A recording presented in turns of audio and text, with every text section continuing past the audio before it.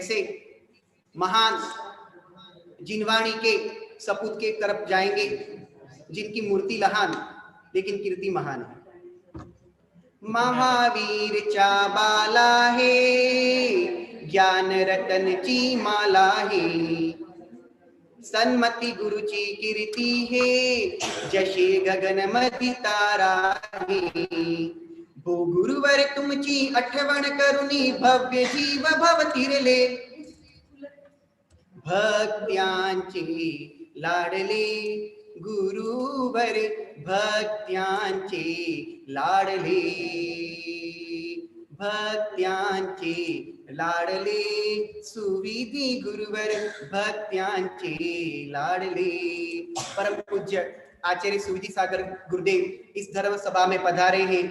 पूर्व में वेबिनार में पधार करके उन्होंने अपने अनुभव सुनाए थे, सभा का मंगलाचरण किया था। ऐसे सुविधि सागर जी गुरुदेव जिनके द्वारा महान महान कार्य हुए हैं जिनवाणी और संस्कृति संरक्षण के, आज जूम के माध्यम से अनेक साधु संघों के साधुगण गुरुदेव के चरणों में रह करके अध्ययन मनन चिंतन कर रहे हैं। उसमें से एक संघ हमारा भी है जो आचार्य सुविधि सागर जी गुरुदेव के चरणों में शिक्षा को प्राप्त कर रहा है। तो ऐसे हमारे परम पूज्य विद्या वाचस्पति सन्मति सागर जी गुरुदेव के परम शिष्य आचार्य सुविधि सागर जी गुरुदेव के चरणों में हम नमन बंदन करते हुए पूर्व में अर्घावतरण करेंगे, पश्चात निवेदन पूर्वक उनकी मंगलवाणी का लाभ प्राप्त करेंगे।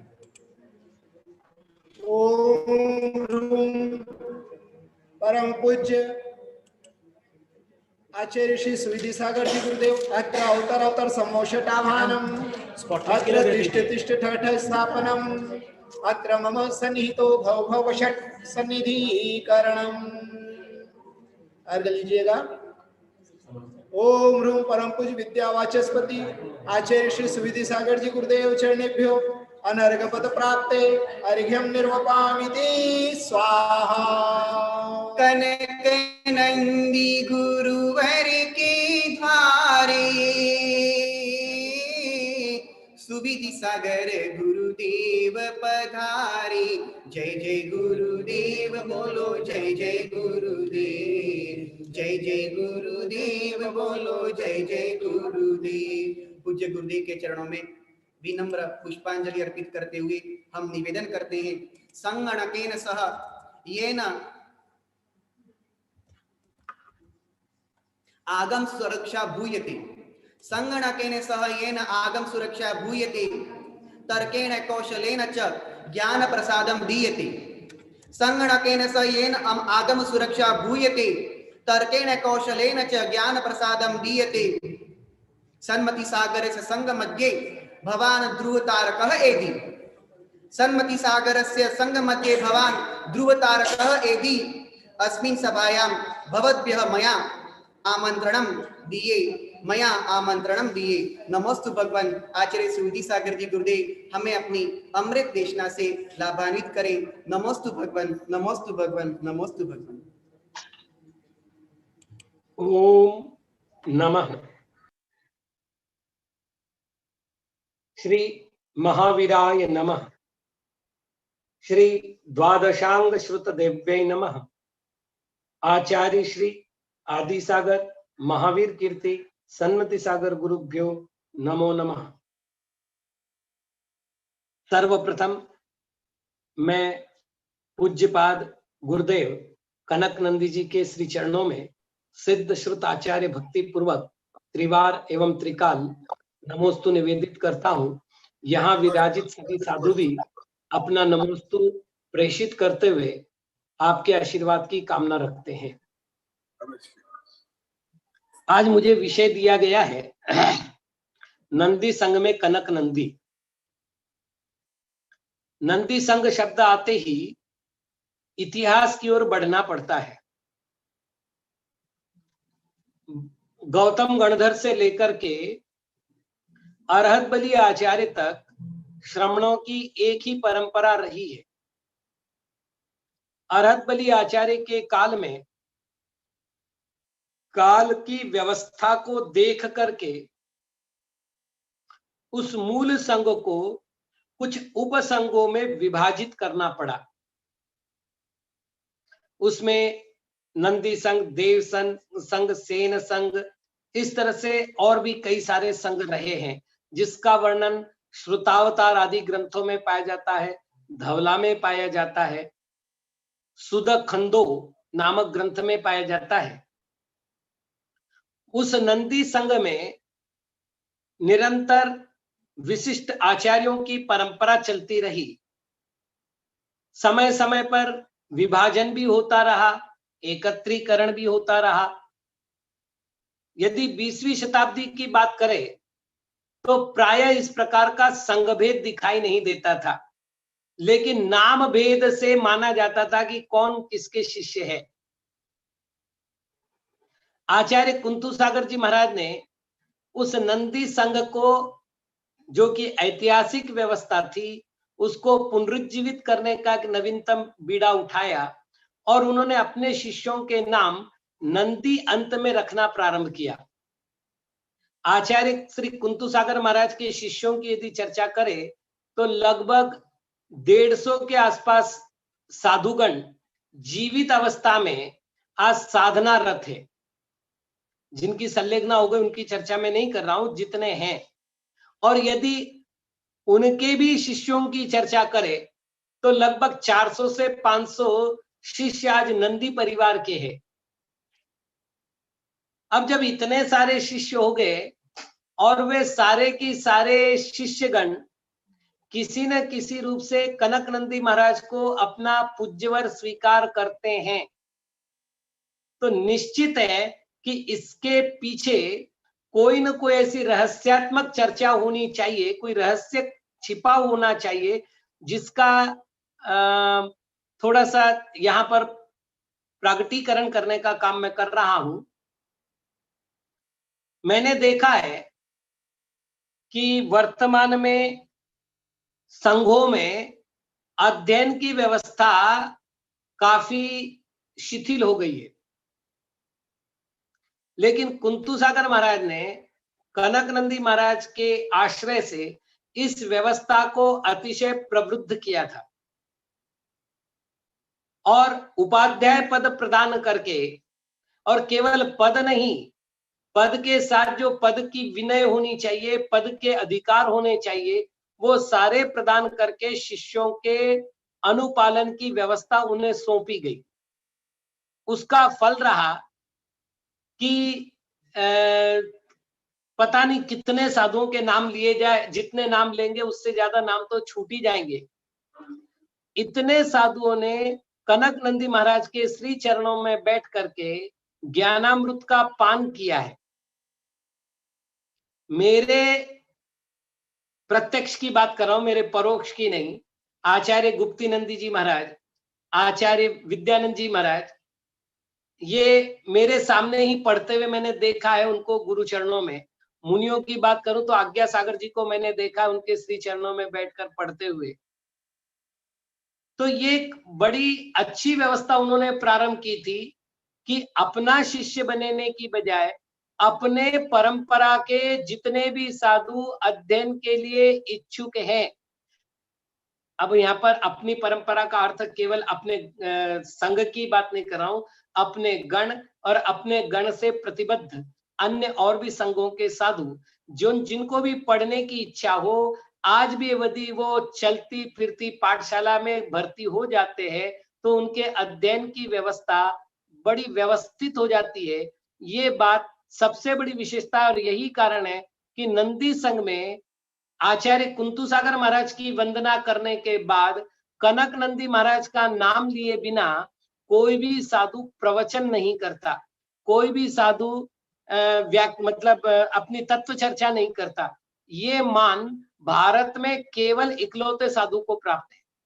पढ़ने वाले साधु और भी है, लेकिन वो केवल अपने दीक्षा गुरु का नाम लेते हैं अथवा अपने उपकारकर्ता गुरु का नाम लेते हैं, लेकिन शिक्षा गुरु का नाम प्रति समय लेना ये केवल कनक नंदी महाराज के पास ही इतना बड़ा सौभाग्य मिला। और एक दो साधु नहीं, पूरी की पूरी परंपरा उनका अनुकरण कर रही है।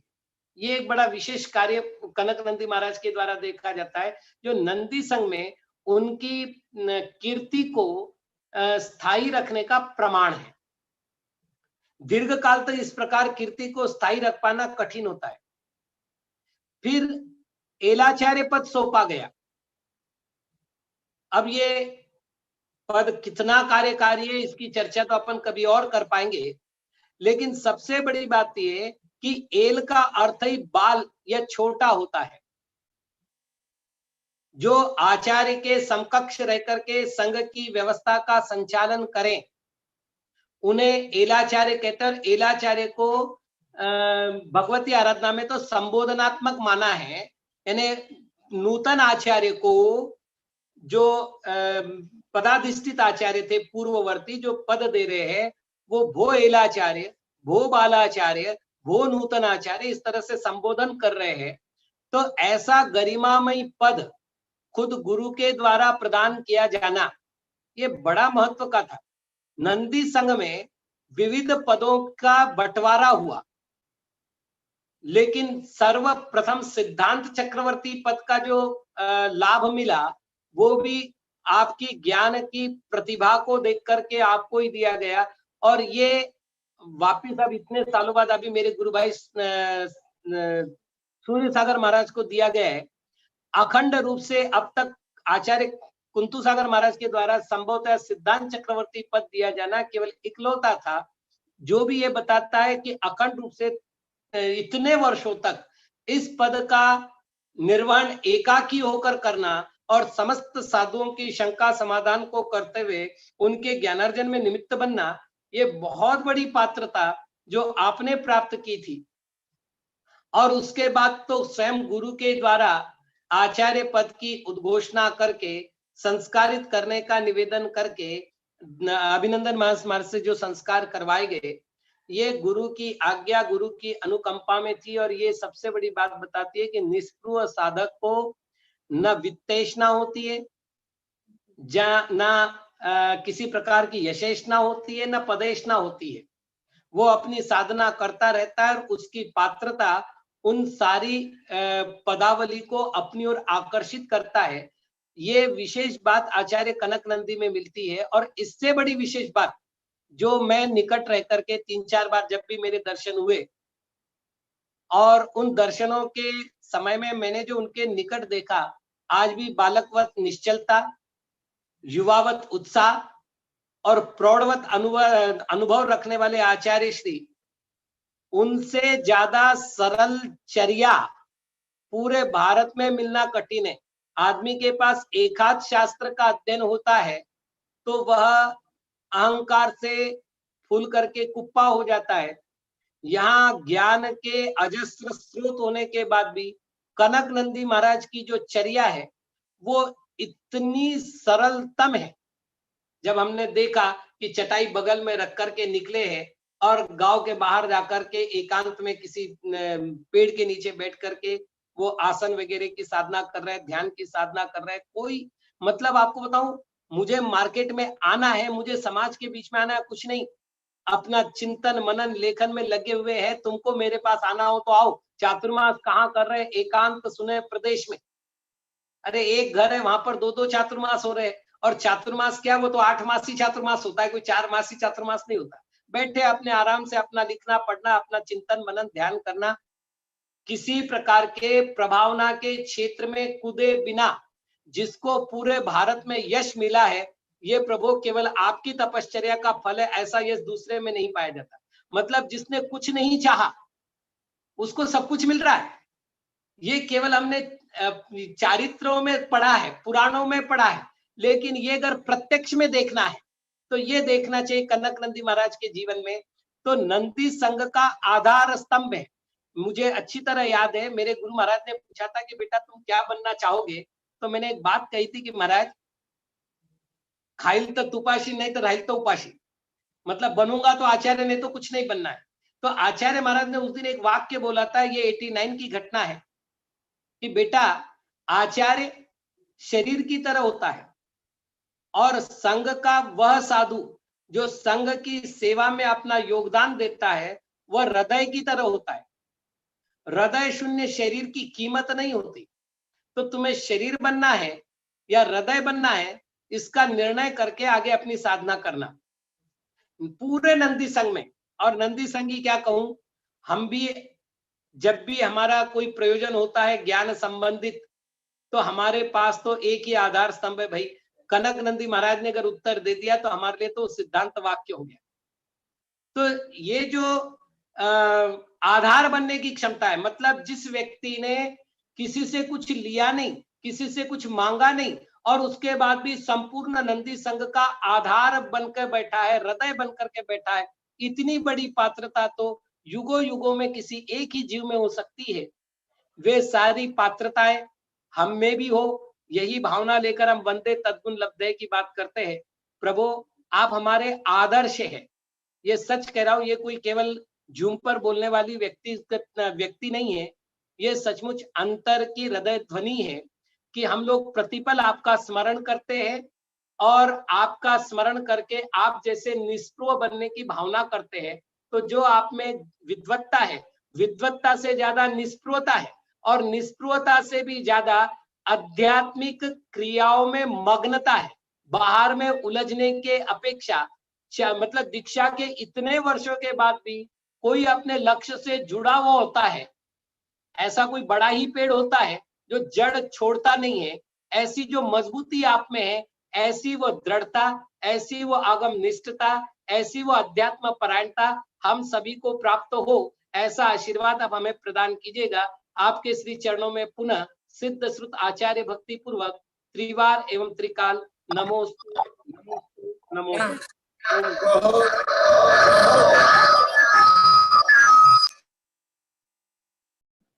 बहुत सुंदर सारगर्भित शिक्षाप्रद प्रेरणादायी वास्तविक गुणानुराग युक्त भक्ति सहित विनम्रता युक्त आपके ये जो उद्बोधन स्वपर विश्व कल्याण के लिए हो, वंदे तद्गुण लब्धे रूप में हो, यद्यद आचरण पूर्वं तत्तः जनः सयत् प्रमाण कुरुते लोकस्तदनुवर्तते।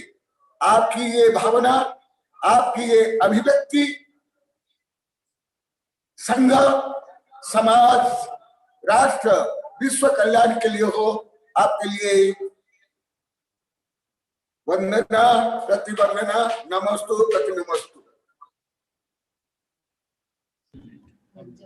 परम पूज्य आचार्य सुविधि सागर जी गुरुदेव ने हमारे हृदय को आनंद से परिपूर्ण करने वाला एक सुंदर सा वक्तव्य अपना संक्षिप्त शब्दों में रखा। गुरुदेव जब आप कह रहे थे, आपने कितने निश्चल मन से कह दिया कि गुरुदेव 8 महीने का चातुर्मास करते हैं। जब गुरुदेव 8 महीने का चातुर्मास करते हैं, ऐसा आपने निश्चल मन से किया था। उस समय पे गुरुदेव के मुख पे जो निश्चल हंसी थी कनक नंदी गुरुदेव पे, इधर हृदय की निश्चलता और इधर मुख मंडल की निश्चल हंसी, ये दोनों ही अवश्य में देखने के योग्य थी, दर्शनीय थी। तो कनक नंदी गुरुदेव, आचार्य सुविधि सागर जी गुरुदेव, ऐसे निश्चल गुरुओं का समागम पा करके हमारा जीवन धन्य हो रहा है। और कनक नंदी गुरुदेव से कोई कैसी भी बात कहे, कोई बच्चा भी आकर के बोले। एक बार की बात है, हमने सुना कि एक गांव में गुरुदेव का विहार हो रहा था, और गांव में विहार और गांव से विहार हो रहा था, और छोटे छोटे बच्चों ने गुरुदेव से आकर के कहा कि गुरुदेव आप विहार क्यों कर रहे हो, रुक जाइए ना। गुरुदेव रुक गए। गुरुदेव तो रुक गए, लेकिन गांव के जो कमेटी के लोग थे उनकी धड़कनें तेज हो गई। क्या किया जाए? तो कहने का मतलब यह है कि गुरुदेव, बच्चे निश्चल होते हैं और गुरुदेव बच्चों की बात पहले मानते हैं। शायद ऐसे महान व्यक्तित्व के धनी निश्चल सरल हृदय गुरुदेव को हम पाकर धन्य हुए।